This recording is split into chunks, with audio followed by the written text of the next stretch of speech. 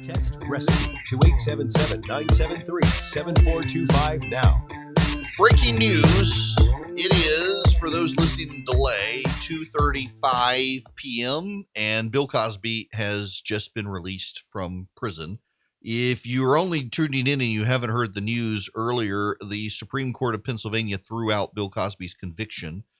They said two things. One, that the original prosecutor had promised not to prosecute Bill Cosby if he openly stated what he did in a civil lawsuit deposition, which Cosby did.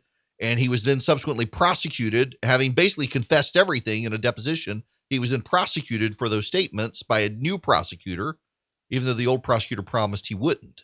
That's pretty damning, actually, for the prosecution. Then the second one is that the prosecution withheld individuals until the trial and then brought them forward to make similar claims against Cosby, even though they knew they wanted to call him before trial and didn't tell the defense, so the defense couldn't prepare a defense. As a result, the Supreme Court of Pennsylvania is saying Cosby cannot be retried. And in addition to him not being able to be retried, he is released immediately from prison, which is kind of a big deal. It actually is pretty spectacular that this is happening. Now, I gotta spend a few moments on the Gwen Berry stuff. Meghan McCain is on The View yesterday. Just set the context for you. They were talking about Meghan McCain's father, John McCain, who was a war hero. Some people don't like him and they try to dispute that. No, he was a war hero. John McCain, given his status, could have been released from the Hanoi Hilton, the prisoner of war camp in North Vietnam, earlier than he was, but he refused to leave. He stayed behind so others could be released. You may not like him, but there's no reason to discredit him as an American war hero for what he did. And Meghan McCain has some harsh words for Gwendolyn Berry. Gwendolyn Berry is the American hammer thrower who turned her back on the national anthem and says it was disrespectful to have even played the national anthem with her up on stage. Here's Meghan McCain. So excuse me if I don't think some of these athletes are representing America in the same way. And for some of us, I will die for this. I will die on this hill that it is not appropriate or patriotic to go to a foreign country where you're supposed to be representing America and act like it's just about you. It's not about you. It's about all of us. Amen and amen. Well, Gwen Berry, of course, is having more say on this, and she's got her history wrong. But it's so common for the people who just make stuff up these days. I want to spend a few moments on this, but first, this is what Gwen Berry says about the national anthem. History. If you know your history, you know the full song of the national anthem. The third paragraph speaks to slaves in America, our blood being slain and pilchered all over the floor. It's disrespectful, and it does not speak for Black Americans. It's obvious. There's no question. As progressives in the United States revise American history, they have seized upon not the third paragraph, as Gwen Berry says, but the third verse of the Star Spangled Banner. Y'all know the Star Spangled Banner. I won't attempt to sing it for you, but, "Oh, say can you see by the dawn's early light what so proudly we hailed at the twilight's last gleaming, whose broad stripes and bright stars through the perilous fight o'er the ramparts we watched were so gallantly streaming. And the rocket's red glare, the bombs bursting in air, gave proof through the night that our flag was still there. Oh, say does that star-spangled banner yet wave o'er the land of the free and the home of the brave. On the shore dimly lit through the mists of the deep, where the foe's haughty host in dread silence reposes, what is that which the breeze o'er the towering steep, as it fitfully blows, half conceals, half discloses? Now it catches the gleam of the morning's first beam, in full glory reflected, now shines in the stream. 'Tis the star-spangled banner, oh, long may it wave over the land of the free and the home of the brave. And where is that band who so vauntingly swore that the havoc of war and the battle's confusion, a home and a country should leave us no more? Their blood has washed out their foul footsteps' pollution. No refuge could save the hireling and slave from the terror of flight or the gloom of the grave. And the star-spangled banner in triumph doth wave o'er the land of the free and the home of the brave. Oh, thus be it ever, when free men shall stand between their loved homes and the war's desolation. Blessed with victory and peace, may the heaven-rescued land praise the power that hath made and preserved us a nation. Then conquer we must when our cause it is just, and this be our motto, and God is our trust. And the star-spangled banner in triumph shall wave over the land of the free and the home of the brave. Now, it was not made the national anthem until the late early 1900s, actually. In 1918, it was made the national anthem. It was written by Francis Scott Key. Following the burning of Washington and the raid on Alexandria, Francis Scott Key were aboard the HMS Minden, a cartel ship flying a flag of truce, on a mission approved by James Madison. Their objective was to secure an exchange of prisoners. Key and Skinner boarded the British flagship HMS Tonnant on September 7th and spoke with Major General Robert Ross and Vice Admiral Alexander Cochrane over dinner while the two officers discussed war plans. At first, Ross and Cochrane refused to release prisoners, but relented after Key and Skinner showed them letters written by wounded British prisoners praising those American prisoners for their kind treatment before their imprisonment. Because Key and Skinner had heard detailed plans for an attack on Baltimore, they were held captive until after the attack, first aboard the HMS Surprise, and then back on the Minden. After the bombardment, I'm reading from Wikipedia, by the way, but they are accurate here, certain British gunboats attempted to slip past the fort and effect a landing in a cove, but they were turned away by fire from nearby Fort Covington. During the rainy night, Key witnessed the bombardment and observed the fort's smaller storm flag continue to fly, but once the shell and Congreve rocket barrage had stopped, he would not know how the battle turned out until dawn. On the morning of September 14th, the storm flag had been lowered, and the larger flag, the Star-Spangled Banner, raised. Key was inspired by the victory to write the Star-Spangled Banner as a poem. It was set to music. It's a very difficult song to sing. It's one of the most difficult, if not the most difficult, national anthems in the world to sing.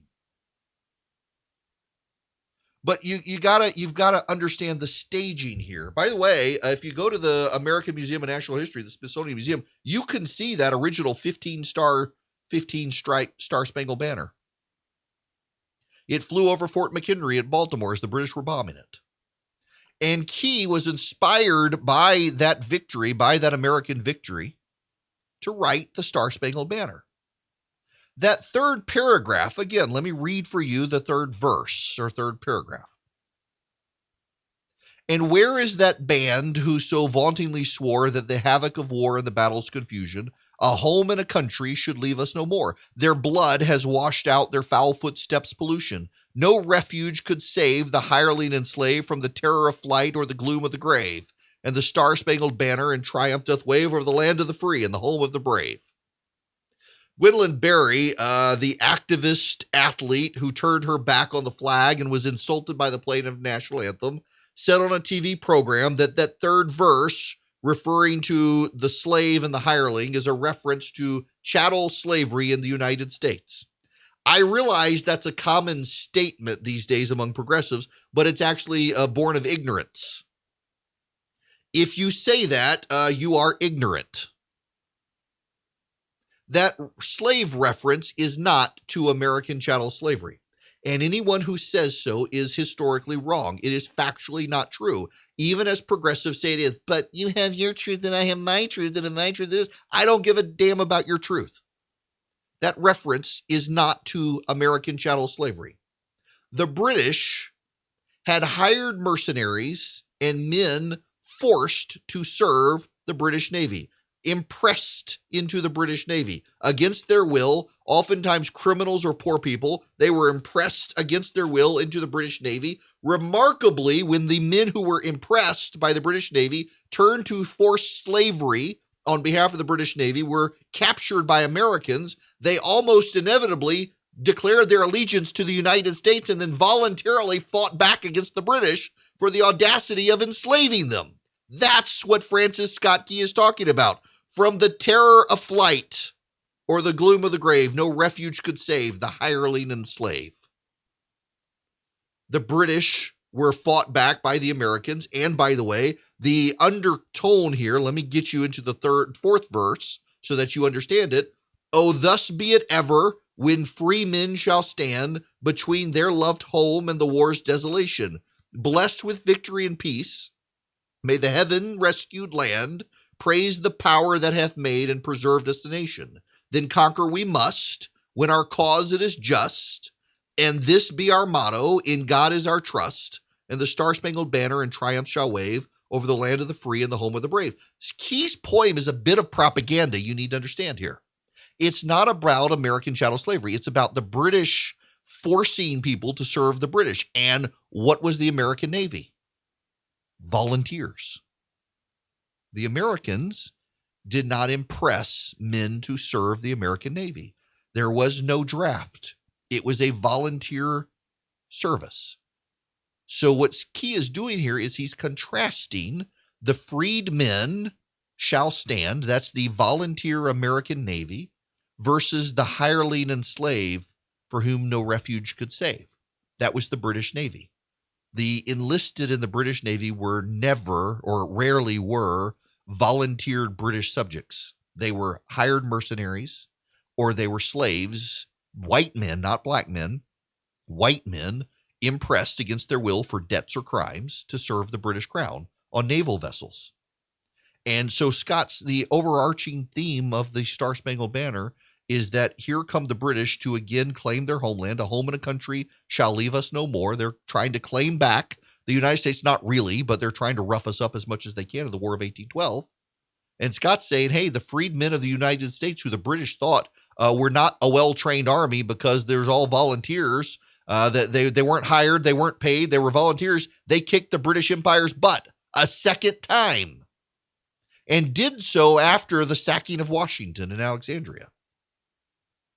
Oh, say can you see by the dawn's early light what so proudly we hailed at the twilight's last gleaming, whose broad stripes and bright stars through the perilous fight, that's the flag, the American flag, over Fort McHenry, over the ramparts we watched were so gallantly streaming, and the rockets' red glare, the bombs bursting in air, gave proof through the night that our flag was still there. Oh, say does that star-spangled banner yet wave over the land of the free and the home of the brave. That was the point. It had nothing to do with slavery in America. If you hear someone on the left say that, they're actually ignorant of what the Star-Spangled Banner is about. It's about a particular battle. Francis Scott Key was captive on a British war vessel. He had come to negotiate the release of American prisoners of war with letters from British prisoners of war commending their fair treatment by these Americans now held captive by the British. He heard the plans for the invasion of Baltimore and the Battle of Fort McHenry. And so the British held him captive on the ship for several days because they had heard the plans. They wanted to carry out the battle first. And so Scott knew the British were planning this massive bombardment of Fort McHenry. And he stood on the flagship of the British fleet, there presided over by the British admiral, and he watched the British engage Fort McHenry to begin the Battle of Baltimore. And there was so much smoke and so much debris, he could not see the American flag. And as the sun rose the next morning, there was the American flag still standing. The Americans, not the British, had won. Scott was free to go. The American prisoners were released, and the Star-Spangled Banner was written. Not because of American slaves, but because Scott stood on board a ship and saw the British had to pay men and enslave men to fight for them, and the free men of the United States trounced the British Empire in that fight. And they weren't expected to. They were outgunned and outmanned, but they were better performed because they were freed men. And the Star-Spangled Banner in triumph shall wave o'er the land of the free and the home of the brave. I don't care what your truth is. The truth is this is not a song commending American slavery. Facts still have to matter. I really do like his opinion on things.